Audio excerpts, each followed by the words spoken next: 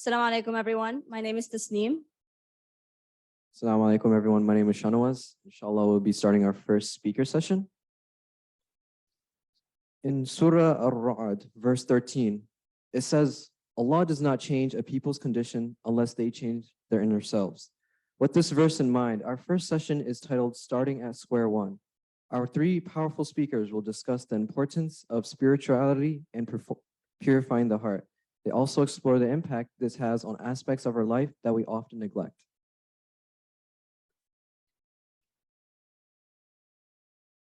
Our first speaker is Dr. Suzy Ismail. Dr. Ismail is the founding director of Cornerstone, a nonprofit faith-based communication intervention organization that focuses on youth, family, marriage, identity, socio-emotional wellness, and relationship rebuilding. She's the author of many books, including Modern Muslim Marriage, 9 to 5, When Muslim Marriage Fails, and several other works. She's currently a visiting professor at DeVry University, in North Brunswick, New Jersey, and at DeVry University Online. Dr. Ismail's talk is titled Faith, Home, and Beyond. Please welcome Dr. Suzy Ismail.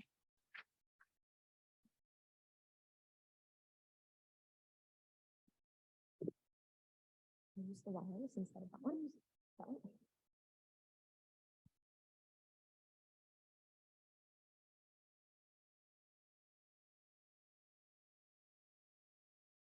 أعوذ بالله من الشيطان الرجيم بسم الله الرحمن الرحيم إن الحمد لله نحمده ونشكره ونستعينه ونستغفره ونتوب إليه ونشهد أن لا إله إلا الله وحده لا شريك له ونشهد محمدا عبده ورسوله رب اشرح لي صدري ويسر لي أمري واحلل عقدة من لساني يفقهوا قولي. Assalamu alaikum, everyone. So I have to apologize. I have a bit of a cold, so I've got like teary eyes and a scratchy throat. So please forgive me. I will do my best to enunciate and project. But please do let me know, like raise your hand if you can't hear me or if you don't catch something, and I'll make sure to repeat it, inshallah. So alhamdulillah, it's such a blessing to be here with the MSA East. I was trying to remember which MSA this was, the MSA East Zone Conference.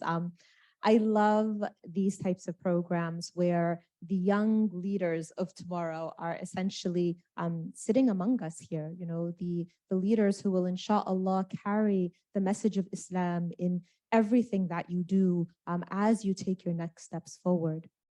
I also know that when we have these types of MSA gatherings, a lot of time our focus is on how will we change the world? What is it that I can do? What type of activism can I implement? You know, what can I take with me from my experience at the university, at the MSA, as a leader maybe within my community? What can I take with me and really expel that outwards as I move forward in my journey? And I think a lot of times when we think about the external impact that we have, we need to pause and first ask ourselves what's happening internally. What's going on inside of me? What's going on inside of my home? And how does what's going on the inside impact what may go on the outside? And in order to step back and take that introspective lens, it requires us to really pause. And in this world where we're always running, we always have the next thing and the next thing and the next thing, sometimes that pause, that quietude can be difficult to attain. So I ask you before we begin this session to just pause for a minute and to just think. If you were asked that question, who am I? How would you respond? If you were asked that question, what is my legacy? What do I want to leave behind? How would you respond? And this is an exercise that we should do consistently. That process of tazkiyat an-nafs, where we quiet that which is around us and really turn our lens internally and focus on what's inside of us. It's arguably one of the most important exercises in being able to act in a way which pleases our Lord, which pleases the Creator, and act in a way in which we are impacting the external while not neglecting the internal. For those of you who may be sociology majors, social work majors, anything really in the human services field, you may be familiar with a theory that forms the foundation of a great deal of work that we do in the field of human services. And the theory is known as Bronfenbrenner's ecological systems theory. So it's a mouthful, but it's really quite a simple theory that helps us better understand what it is that happens around us and our role within what happens around us. According to this theory, the way that we live our lives can be captured in several concentric circles. The first circle that we find is the microsystem, the individual. Within that microsystem is captured everything that goes on inside, everything at an intrapersonal level. Your self-talk, your self-valuation, your self-esteem, your identity, your spirituality, everything that exists within that microsystem. But as we move externally, we move from the microsystem to the mesosystem, and then we move to the exosystem and the macrosystem and the chronosystem. We begin to see how soundness of the microsystem, when the microsystem is whole, when it's healed, then there are positive effects rippling out into each of the other systems. So the mesosystem, which is how we relate with our family members, with those closest to us, with our neighbors, with our MSAs, is impacted by what's happening in the microsystem. And the exosystem, which is how do we relate within our community? How do we relate within our school? How do we relate to those external from our internal nuclear family maybe, or our internal mesosystem, is impacted by the microsystem and the mesosystem. And then as we move further, the macrosystem, how do we relate in society? How do we relate in the world, is impacted by the other systems. And finally, we get to the chronosystem, which looks at how our cultural values are formed and how our impact in a long-lasting lens really is affected by all of the other systems. Now, what's so beautiful when we study sociology, when we study social work, when we study human services, when we study psychology, is to see that so many of the concepts that modern theorists develop are actually concepts that originate within our Quran, are actually concepts that originate within the Sunnah of the Rasul sallallahu alayhi wa sallam. How? When we look to the Quran, we know that Allah Azza wa Jal places emphasis on us understanding our nafs and understanding the levels of the nafs that exist within us. And we know that at our base sense of self, we have the nafs al-ammara, the self that wants to gratify desires, the self that maybe wants fame, wants fortune, the self that wants to enjoy this dunya without thinking of the akhirah.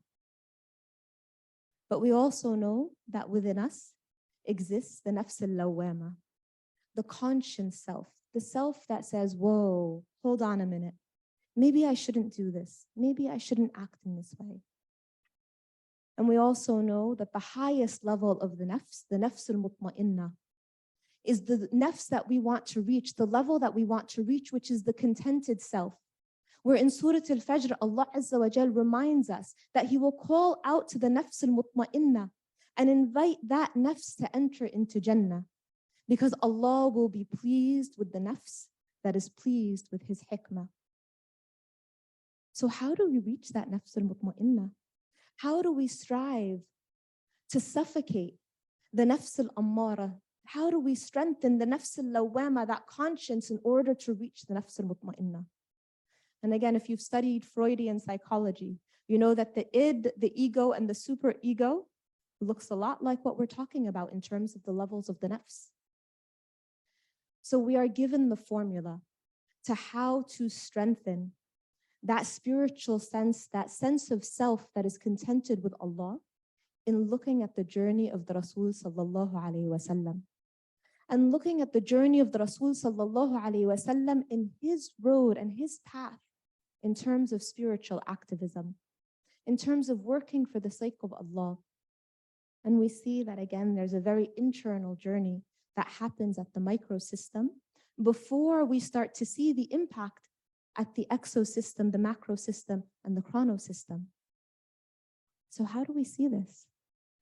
First, we see the Rasul sallallahu alayhi wasallam acting upon the very first words of revelation.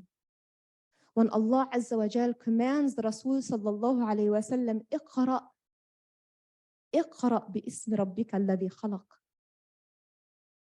The first words of revelation were words that were very much on an internal level. Read, seek knowledge in the name of Allah, which each and every one of you in your universities, in the lectures that you attend, in the halaqas that you go to, you are seeking knowledge.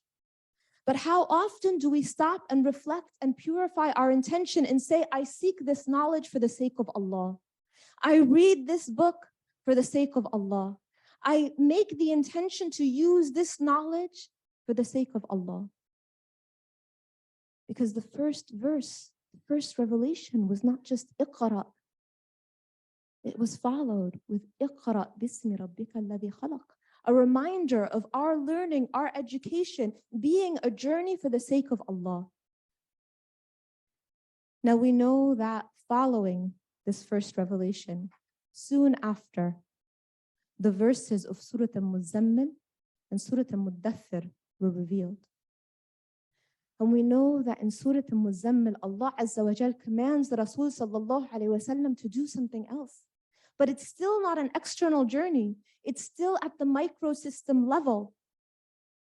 And in Surah Al-Muzammil, the Rasul sallallahu alayhi wa sallam is commanded, Ya ayyuha al-muzammil, qum al-layla qalila. Stand in the night and pray. The Rasul sallallahu alayhi wa sallam is commanded to connect spiritually to Allah at a time when everyone else is asleep. At a time when the recitation of the Quran is still a very private journey. How many of us, when we think about activism, when we think about justice, when we think about changing the world around us, first start with changing what's inside of us internally? With asking ourselves, am I using the darkness of the night to connect with my Creator? Am I using those moments of solitude and quietude to remind myself that my journey, my worship, that everything I do for the sake of Allah? Because the purity of that intention weighs very heavily in terms of the translation into our actions. Because our actions that are done for the sake of ourselves, for the fame, for the glory, for the riches, for the name, for the, the followers, the likes, the Twitterverse, whatever's happening out there, those are elements that feed the basis self, that feed the nafs al-ammara, the desire to gratify what is in this dunya, rather than to elevate ourselves beyond what is in this dunya and focus on what is most pleasing to Allah in that journey towards al-akhirah. And after those verses of Surah Al-Muzammil are revealed, when the Rasul sallallahu alaihi wasallam is commanded to stand in the night, arise in the night and pray, we know then the verses of Surah Al-Muddathir are revealed. Ya ayyuha al-muddathir qum fa'andir. You who is covered, arise and warn. So the speaking out, the journey towards sharing La ilaha illallah, the journey towards giving that da'wah, connecting with the people, was a journey that came in stages. And yet so many times, maybe we go to, an MSA event, maybe we go to ICNA, we go to Mass, we hear our favorite speaker, Sheikh Umar Sulaiman, Sister Dunya, someone who really inspires us, and we get up and we're all like revved up and we're like, yeah, I'm gonna go change the world. I'm gonna, give da'wah, and I'm gonna do this and I'm gonna do that. And then we go online and we start posting things, and that's where we need to stop. And that's where we need to ask ourselves, have we done the difficult work that is a continuous journey at the microsystem? Have we clarified and purified our intentions? Have we turned to Allah to guide us in that journey? Because if we don't, then we risk feeding that nafs al-ammara rather than reaching that nafs al-mutma'innah. Now that's just the start of the journey. because you know that the talk that I'm giving, oh, that's a really big picture there. Maybe we could change the screen. That's awkward. Home and beyond. Right? So we're at the microsystem, understanding ourselves, recognizing what's happening internally. But now we have to look to the mesosystem, the system that surrounds us. Internally, when we are struggling with the tests that Allah Azza wa Jal tells us we will be tested with, because we know that Allah Azza wa Jal tells us in the Quran that surely you will be tested. And those tests will come in different forms and different shapes. When we are tested, how do we respond to that test? Do we lash out at our parents? Do we slam our doors? Do we isolate ourselves? Or do we connect with those that we love? Do we connect with those who surround us? Do we allow our struggles to cause us to go into a place of darkness where we don't interact with the ones that we love, the ones in that mesosystem? Or do we justify our actions, our harshness maybe towards our parents, our harshness with our siblings, our harshness towards our spouses, our harshness towards our children? Do we justify it and say, well, I'm going through a hard time. I'm being tested. My family is toxic. This is one of the most common statements that I tend to hear these days from a lot of young people in homes with families who love them, but who may have themselves been hurt. And we often say that hurt people hurt others. And when we take the approach that my family is toxic, I'm going to cut them off, we have to ask ourselves why Allah Azza wa Jal has commanded us so many times in the Quran to lower the wing of humility to our parents. Why Allah Azza wa Jal has commanded us of the importance of silat al-rahim, the connection or the thread that connects us within the womb, the connection of the womb. Because it is hard. Because sometimes those in our mesosystem may be the source of conflict for us, may be the source of struggle. But how do we respond to that? If our microsystem, if that individual internal journey is sound, where we have connected to Allah Azza wa Jal, where we have turned to Him in terms of our intentions, in terms of purifying our thoughts and our goals and where we want to be, can we then turn to those in the mesosystem and act with them in a way that is most pleasing to Allah? Now, that is not to say that there aren't certain situations of abuse and oppression that go on in the home that someone must remove themselves from. That is absolutely the case at times. But when we are talking about a situation in which you may be feeling, oh, my parents don't understand, right? I want to dorm on campus and my parents won't let me dorm. I want to go to this Halalloween party, not Halloween, this Halalloween party. And my parents said I can't go, or things of that sort that I see people smiling. There must be a happening Halalloween party happening somewhere here, right? I'm guessing that, okay? And we're feeling this sense of, it's not fair.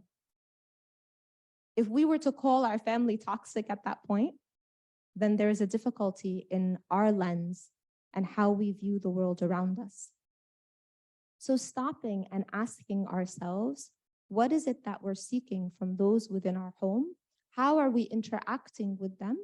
And how sound is my microsystem so that my mesosystem will be sound? Because the Rasul sallallahu alaihi wasallam told us the best of you are those who are best to their family, those who are best to those within their home. And this isn't just applied towards spouses, but it applies towards your interaction with your family as well. It applies to your interaction with those who surround you in that mesosystem within your home. We cannot try to fix the world if we haven't first fixed ourselves. And we know the beautiful verse that was up on the screen before from the Quran, the reminder that Allah Azza wa Jal will not change the condition of the people until they change the condition of themselves. It's incumbent upon us to start our journeys here, to start with the internal, and then to really push ourselves and extenuate ourselves externally into those other systems. But we can't do it backwards. I'm sure many of you have been following the interesting drama with Kanye West, right? I'm guessing like that's somewhat culturally relevant at this point. This is a gentleman who, and we know, Allah yahdi man yasha, may Allah Azza wa Jal grant him hidayah and grant us all hidayah as well. But this is a gentleman who has clearly experienced his own trauma. This is a gentleman whose mother passed away unexpectedly during a surgery. This is a gentleman who has been through lots of ups and downs, including a bit of a messy divorce, right? And despite his fame, despite his millions, despite his riches, when you look at his tests, you see tests that may be very familiar and very similar to tests that we may go through, tests that people we know may go through. And yet, this is an individual who puts himself out in the world when we know that there's probably a lot of internal work that needs to happen. And so we learn from these examples as well. We learn from examples that show us the damage that can occur when we try to put ourselves out there externally without working on the internal. And this is where I would say each and every one of us should take that maw'idah, should take that example, that advice, that nasiha from the Rasul sallallahu alayhi wa sallam, who is our ultimate role model, and to follow the journey of the Rasul sallallahu alayhi wa sallam, not in, moving 3 steps ahead of where we happen to be, but asking ourselves, where am I now? And understanding that the journey is parallel, which means you don't have to say, well, I'm not going to put myself out there in the world. I'm not going to talk about the deen until I've done the hard internal work. No, the hard internal work continues. And it's something that we are always doing, always evolving, always growing from. But in that process of putting ourselves out there, making sure that we don't neglect the internal work, making sure that our connection with the Quran is strong, making sure that our connection with those who surround us within our home is strong, because we can't really impact those other systems unless those connections are strong. So I would say first step for all of us in terms of a movement forward, that moment of self-reflection, try to implement it consistently. Try to carve out that moment every day where you are pausing, you're thinking. Ask yourself the questions that matter. Who am I? What am I doing? Where am I going? And for whose sake am I taking these actions? Start with that self-reflection. Take a look at the struggles that you may have, the tests you may be going through, and ask yourself how Allah Azza wa Jal wants you to respond to these struggles. We know the beautiful verse that speaks to us of the tests that ends with a reminder that there are glad tidings for those who have sabr, for those who are patient. But we also know that sabr is not passive, that in our patience, we also want to take those steps to work on alleviating the stress, the difficulty, the pressure, what we may be experiencing from those tests. And sometimes that alleviation looks like fixing what is in our home. Sometimes that alleviation looks like seeking counseling, individual counseling, family therapy, working with those who can help us through those difficulties. But responding to what it is that's happening internally, responding to what it is that's happening in the internal nucleus of the home, responding to what is happening externally while on that journey for the internal. So I pray that Allah Azza wa Jal provides us all with clarity in terms of our vision, provides us all with purified intentions, provides us all with a path and a journey that is most pleasing to Him. I pray that Allah Azza wa Jal makes each and every one of you the leaders of tomorrow, inshallah, who are able to change the exosystem and the chronosystem in ways that are most pleasing to Allah. And I pray that Allah Azza wa Jal keeps us sincere in our intentions and allows us to purify our souls and ourselves throughout this journey in dunya. Jazakum Allahu khair. Assalamu alaikum.